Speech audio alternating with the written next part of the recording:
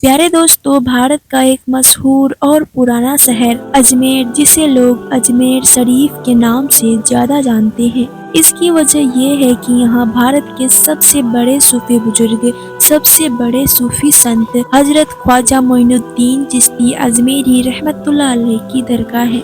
ये दरगाह 50 या 200 साल पुरानी नहीं है, बल्कि लगभग 800 से 900 साल पुरानी है। यह खास जगह न सिर्फ मुसलमानों के लिए बल्कि हिंदू और दूसरे धर्मों के लोगों के लिए भी बहुत ही एहतराम काबिल है। अगर आप अजमेर जाएंगे और इस दरगाह पर पहुंचेंगे तो देखेंगे कि यहाँ जितने मुसलमान आते हैं उतनी ही बड़ी तादाद में, उतनी ही बड़ी संख्या में हिंदू और दूसरे धर्मों के लोग भी आते हैं। अजमेर में इस दरगाह की अहमियत का अंदाजा आप इस बात से लगा सकते हैं कि इतिहास में बड़े बड़े राजा, बादशाह और सुल्तान यहाँ आते रहे हैं, लेकिन आज के ज़माने में, आज के दौर में इस दरगाह की मान्यता उतनी ही ज़्यादा है।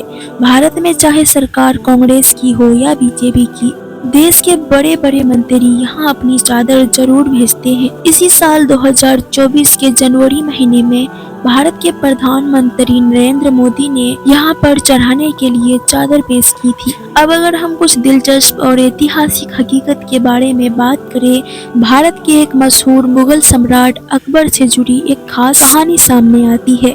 किताबों में लिखा है कि जलालुद्दीन मोहम्मद अकबर जो भारत पर राज करते थे, उनके पास सब कुछ था, लेकिन एक चीज की कमी का उन्हें बहुत अफसोस रहता था, और वो था औलाद का ना होना। उनके 2 बेटे हसन और हुसैन पैदा हुए थे, लेकिन उनकी मौत एक ही महीने के अंदर हो गई। अबुल फजल की मशहूर किताब अनाए अकबरी में लिखा है कि एक बार अकबर को ये खबर मिली कि अजमेर में एक बड़े सूफी बुजुर्ग ख्वाजा मोइनुद्दीन चिश्ती रहमतुल्लाह अलैह की दरगाह है। वहाँ जो भी मन्नत मानी जाती है वो पूरी हो जाती है। ये सुनकर अकबर ने भी मन्नत मांगी कि अगर उसे बेटा पैदा हुआ तो वो पैदल चलकर दरगाह पर हाजिरी देने आएगा। बेटे की ख्वाहिश ने अकबर को उस वक्त के एक मशहूर सूफी बुजुर्ग शेख सलीम चिश्ती से मिलने का हौसला जगा दिया। शेख सलीम चिश्ती जो आगरा में रहते थे, चिश्ती सिलसिले से ताल्लुक रखते थे। अकबर पहली मुलाकात में ही उससे इतना प्रभावित हुआ कि वो बार बार उनसे मिलने जाने लगा। माना जाता है कि एक बार अकबर ने सूफी बुजुर्ग शेख सलीम चिश्ती से पूछा, मुझे कितने बेटे होंगे? शेख ने जवाब दिया, 3 बेटे होंगे, और हुआ भी ऐसा। कुछ साल बाद अकबर का पहला बेटा पैदा हुआ। शेख सलीम चिश्ती की निस्बत की वजह से अकबर ने अपने इस बेटे का नाम सलीम रखा। यही सलीम आगे चलकर जहांगीर के नाम से मशहूर हुआ। मेरे दोस्त पार्वती शर्मा ने अपनी किताब N intimate portrait of the great Mughal Jahangir में एक दिलचस्प किस्सा लिखा है।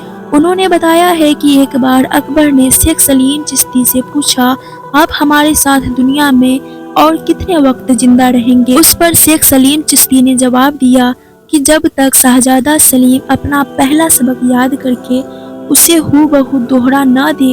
ये सुनते ही अकबर ने सलीम की पढ़ाई लिखाई तुरंत बंद करवा दी और इस बात पर नजर रखने लगा।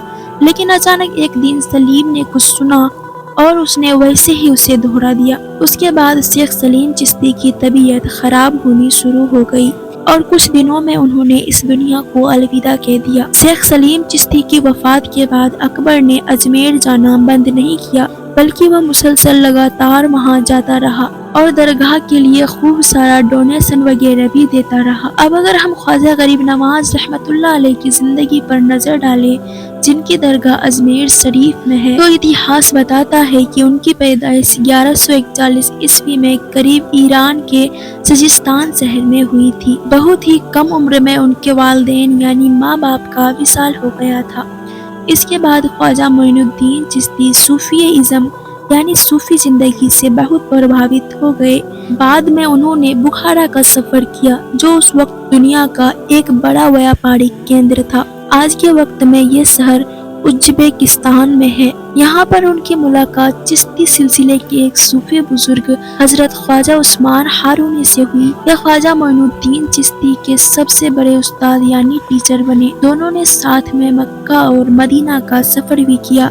ایسے ہی سفر کے دوران خواجہ معین الدین چشتی رحمۃ اللہ علیہ کو ایک بار خواب میں پیغمبر حضرت محمد مصطفیٰ صلی اللہ تعالی علیہ وسلم کا دیدار ہوا اور ان کی طرف سے ان کو ہندوستان کے دلی جانے کا حکم دیا گیا۔ یہیں سے ان کا ہندوستان کا سفر شروع ہوا مانا جاتا ہے۔ 12ویں صدی کے آخر میں یہ دلی پہنچی اور پھر اجمیر گئے۔ اجمیر میں جا کر انہیں وہ نام ملا جس سے آج تک وہ سب سے زیادہ مشہور ہے، غریب نواز۔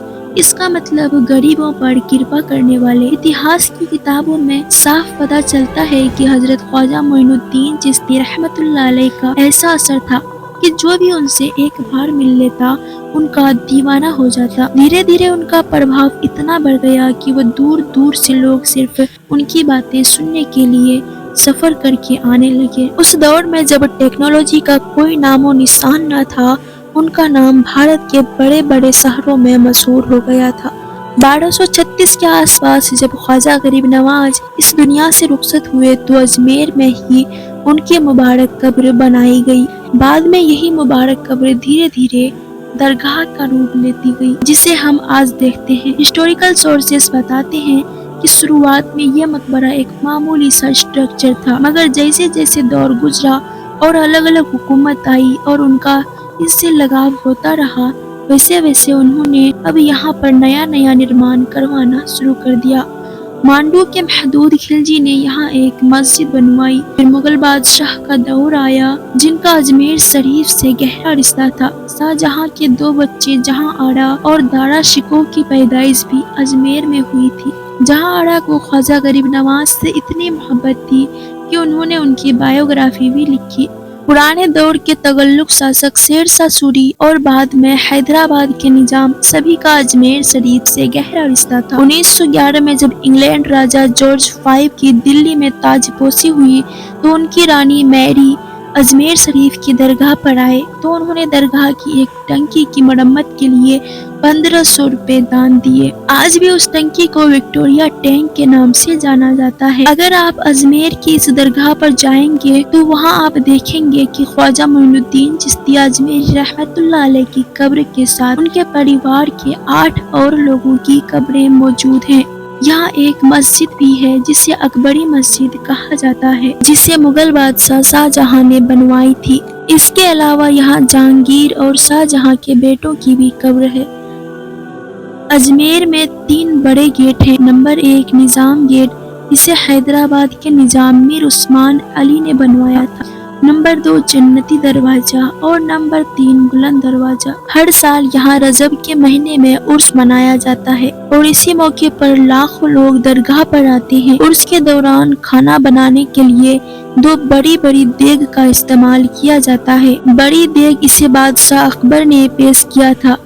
اس میں ایک بار میں 2800 کلو چاول بن سکتے ہیں اور چھوٹی دیگ اسے بادشاہ جہانگیر نے پیش کیا تھا۔ اس میں لگ بھگ 1100 کلو چاول بنائے جا سکتے ہیں۔ یہ دیگ نہ صرف بہت بڑی ہے بلکہ بہت پرانی بھی ہے اور اس کے دوران ان دیگ میں بنائے گئے کھانے کو غریبوں میں بانٹا جاتا ہے۔